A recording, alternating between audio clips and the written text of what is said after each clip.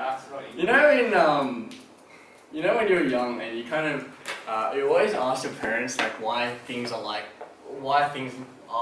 how they are. So like, when you ask, why is the sky blue? Why is the water blue but sometimes clear? Like you always have these questions. Yeah, why is that? Why can I see the water? I don't know. You have to ask Mr. Doug. Just Just listen to my analogies. Stop interrupting me. I think mathematics sort of seems like that sometimes, right? We have all these things, and sometimes the best way to explain it is just that they are how they are. It's like a definition. It's like when we look at words, we just use them. We don't think about too much where they came from or why they're like that.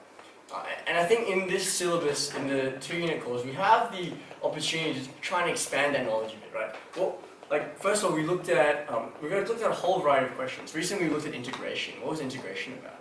Integration. Areas under curves. We looked at when we looked at series. What was the application that we looked at in the financial sense? What were we looking at? Superannuation. Yeah, superannuation or compound interest. And then one of the things I really loved when we first looked at calculus. What was the question we were trying to answer? The stop sign. Yeah. What was that? You always remember the stop sign. Yeah. It was like, what's your speed at this point in time? That's what calculus But it was was trying to never answer. correct, like exactly. Yeah, we couldn't use our existing definitions, Nick. We couldn't use our existing definitions to answer that question. So mathematics, in this scope of things, is always about like answering questions now, right? That's what we're trying to do.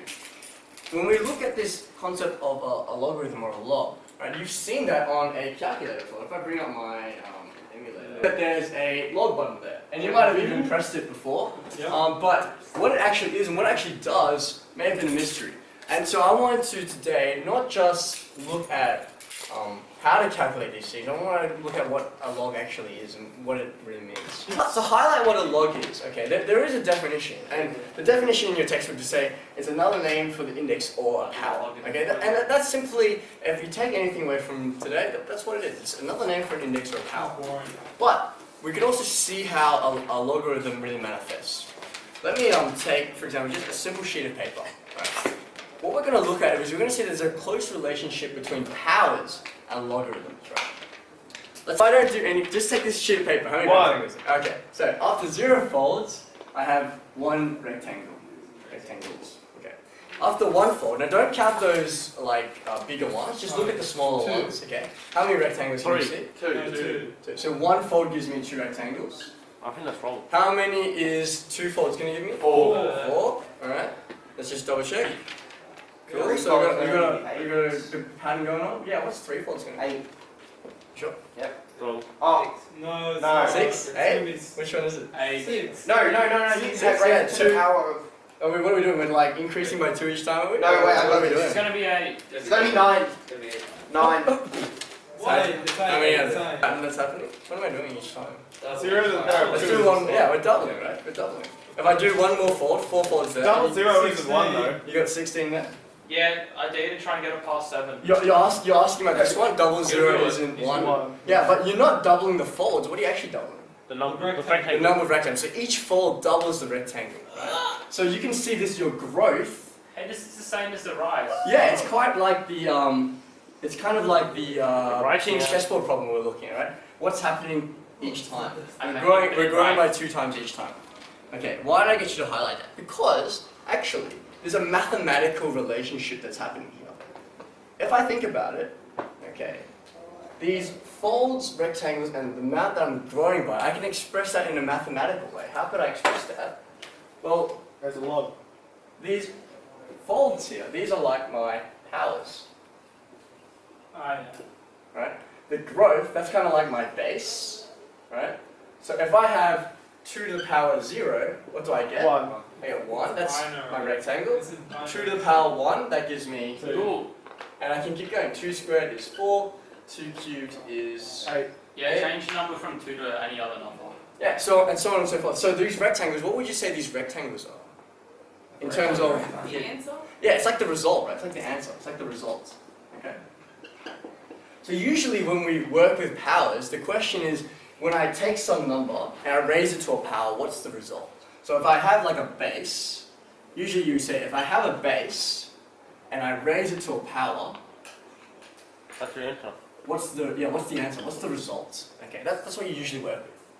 Logarithms are trying to answer a different question. They're trying to say, what if I'm given the base and I have the results, but I want to find the power? That's what logarithms are.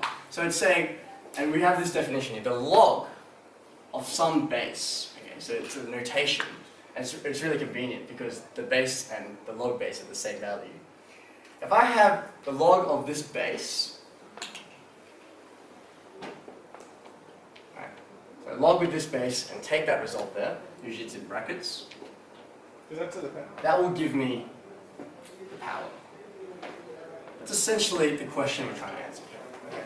So usually we've got the base and the power and we get the result, but a logarithm is going the other way. It's trying to answer this other question. Hang on, if I have the base and the result, can I get the power? Let me give you an example, right? So, how could I write this using this new notation? Well, I'm working the other way around. So let's start with this first example here. If I have the base, and the base, what's the base actually in this case here? Just 2. It's always going to be 2, right? Because that's the amount you're growing by. That's the amount of times the rectangle is increasing by. So the base is always going to be 2. In this first example, what's my result? What's my result here? How many rectangles? 1. 1. Okay. So using this definition, a log of base 2 and my result of 1. Is that to the power of 1? No, it's like, it's in brackets. Okay. What would you expect to get? What should I end up with? Your power. Yeah, I should end up with the power I need to get that value, right? It's saying 2 to the power of what equals to 1. So if you come back over here, if I take log of base 2, log of 1, what should I end up? I should end up with 0. the power that I need to do that. Right? Let's just check that here. Log of 1, what are you expecting? We're expecting 0. And that's what we get. That's what I get over there. Right? So essentially, it's the same thing. I can rewrite this in a different How do way. you put the 1 in the 2 to the what, I guess, equals to 1. That's really what you're trying to answer here. Okay? I can write that out. Let's keep going. Let's write the second result. So how do you write this all in your calculator? Don't do it in your calculator yet. I'll show you why in a second. Yeah, I just tried it.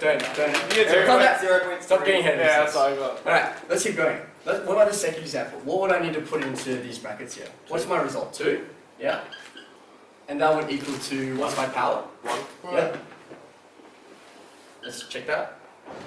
Log of 2 should give me 1, and that's what I get. But what's my next one? 4. Log of 4. Yeah, I'm Equals confusing 2. you guys, sorry. Log of 4 is equal to 2. 2? Let's check it. Come on, guys. That's my fault, sorry. Okay, cool. Are you guys getting the idea? Mhm. Sorry. Log of 8 equals 3. The log of base 2 of 8 should give me 3. yeah, right? And we can go on so on and so forth, right? And so that's what this calculation with a logarithm allows me to do. If I'm given the base and the result, I can find the power that I need to get there. In this context, it's almost saying like, if I know the how much the rectangles are growing by each time, and I also know how many rectangles I have, it's saying how many folds do I need to get there. Does that make sense? Yeah. Does that make sense? Okay.